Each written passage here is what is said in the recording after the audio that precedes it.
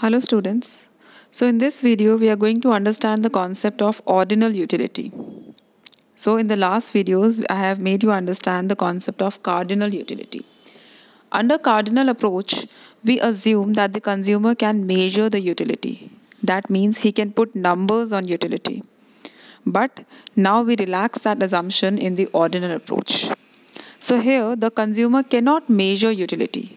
That means he cannot tell that I get 20 units of satisfaction from the consumption of product X. Now the consumer can only rank his preferences. That means he can only say that I like A better than B or B better than C. So he can only put the utility in terms of order. That is why this is known as ordinal approach. So there are some very basic assumptions of the ordinal approach. Number one, rationality. So the consumer is a rational person. He thinks very logically. He knows everything about that is happening in the market. So rationality. Second assumption is utility is in order. That means the consumer is now measuring his satisfaction as per the rank. He is only giving the preferences. Now he cannot put a number on utility. Third assumption is transitivity and consistency. Now what does that mean? Principle of transitivity states that let's say a consumer says that I prefer A over B and I prefer B over C. So by the principle of transitivity, we can assume that the consumer prefers A over C. Similarly, for example, a consumer says that for me, A is equal to B and B is equal to C. So by the principle of transitivity, we can say that A is equal to C. Second assumption under this is consistency. That means the choices that the consumer is now making, they remain fairly constant for some period of time. There is no change in his choices for the time period where we are doing the analysis. Fourth assumption is non-satisfied consumer. This consumer is not satisfied. He always wants more of any quantity.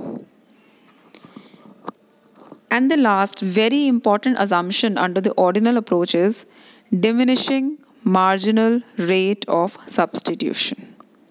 Now what do we mean by that? First of all, let's see what is marginal rate of substitution.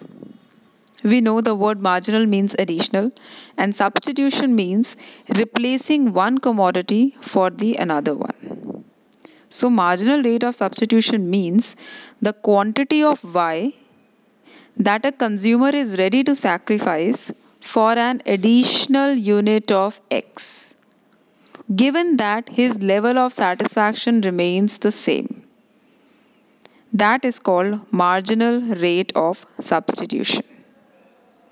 So, as you can see from the table, there are various combinations over here and the quantities of X and Y given on those combinations.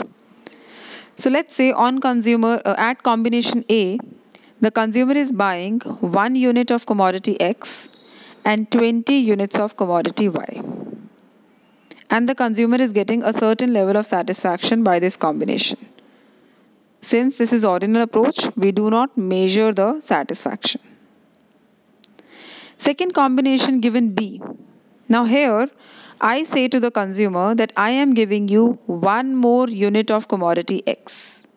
So earlier you had 1 unit of commodity X, now you have 2 units of commodity X. So how much units of commodity Y are you ready to sacrifice for this additional unit of X? So the consumer says, I am ready to sacrifice 8 units. That means if you give me 12, I am fine. So that is the marginal rate of substitution of X for Y. This is how we calculate the MRS. So as you can see in the adjoining table, we have calculated the marginal rate of substitutions for various combinations of X and Y. So this is the meaning of the word marginal rate of substitution. Now the assumption says that diminishing marginal rate of substitution. So that means according to the assumption, this marginal rate that a consumer is ready to sacrifice will keep on falling. Let's have a look at the table again. So here if I see, this marginal rate is constantly falling. That is the assumption we take in this ordinal approach. So if I state the assumption clearly, it means that the quantity of Y that a consumer is willing to sacrifice for an additional unit of X will keep on falling. It will keep on reducing. So these are some of the basic assumptions under the ordinal approach. Now, this concept of ordinal approach is generally understood with the help of an analysis called indifference curves analysis. Indifference curves analysis says it is a curve that shows the combination of two commodities. So it's a curve that shows the combination of two commodities that give the same level of satisfaction to the consumer. The name of the curve is indifference. That means the consumer is indifferent on this curve. At any point on this curve, the satisfaction that the consumer gets is exactly the same. So on this curve, whatever combination I offer to the consumer, he is okay with that because the level of satisfaction is the same. This type of curve is known as indifference curve. Let us try to plot this curve. So here is the table. This table again shows combinations of X and Y where the level of satisfaction of the consumer is exactly the same. So let's say combination A, 1 unit of X or 20 units of Y. Combination B, 2 units of X and 12 units of Y. Combination D, 4 units of X and 4 units of Y, they give the same satisfaction to the consumer.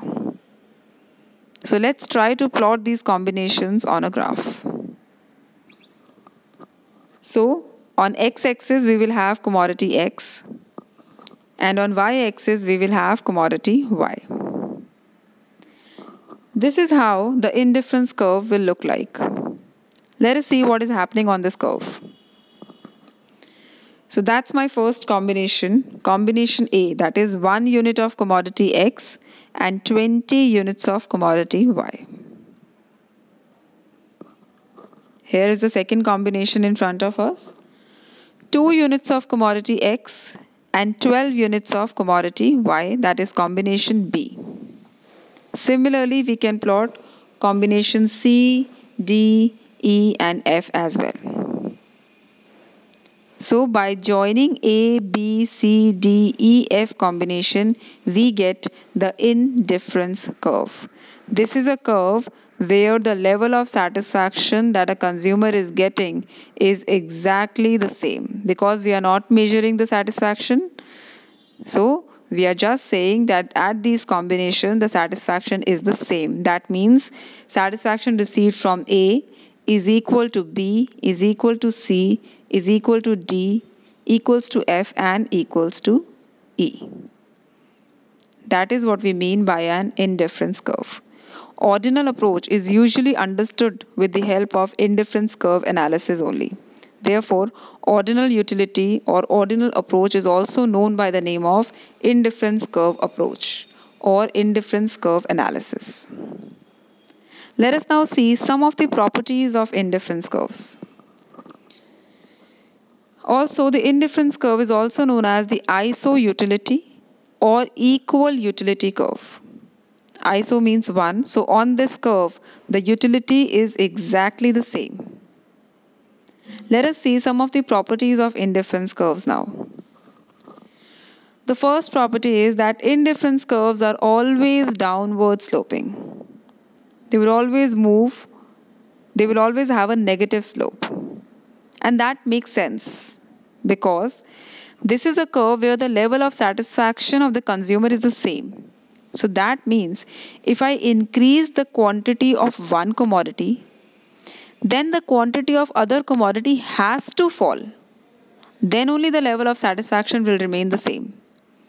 Because if the quantity of both the commodities increase, then the satisfaction of the consumer will increase. In that case, he cannot stay on the same indifference curve. In that case, the indifference curve will change. Similarly, if I reduce the commodities of both the, if I reduce the quantity of both the commodities, then the level of satisfaction of the consumer will fall. In that case also, he cannot stay on the same indifference curve. That is why if one commodity increases, the other one has to fall so that the level of satisfaction remains the same. And hence, indifference curves have a downward sloping shape.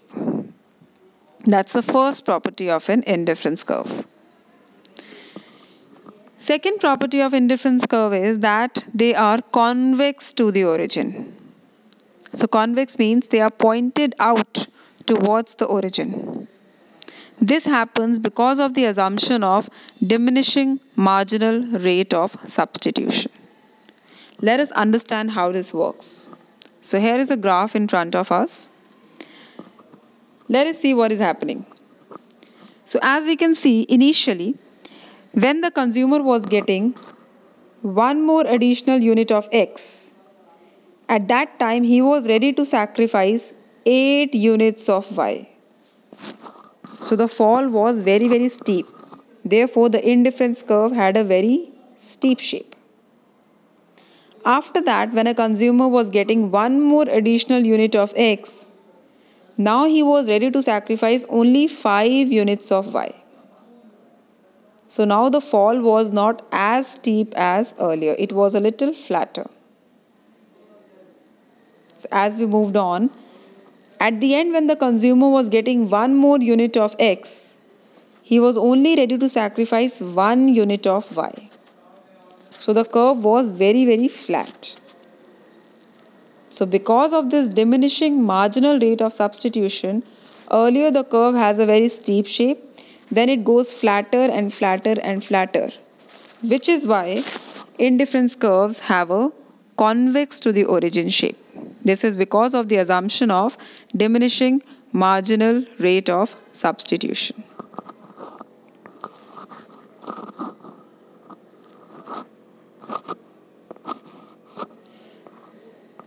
Third property of indifference curves is that they never intersect with each other.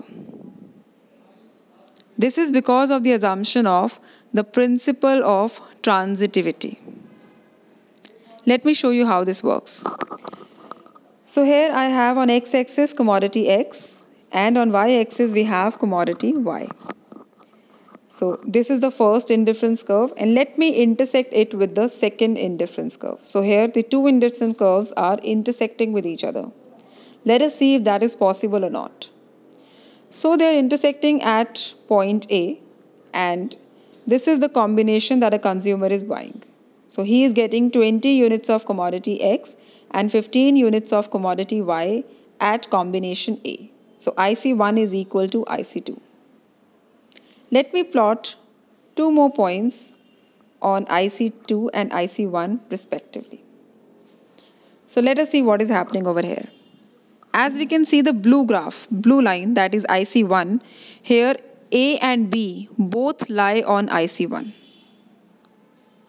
That means for a consumer, A is equal to B. The satisfaction that a consumer is getting from A should be equal to B because they both lie on a same indifference curve.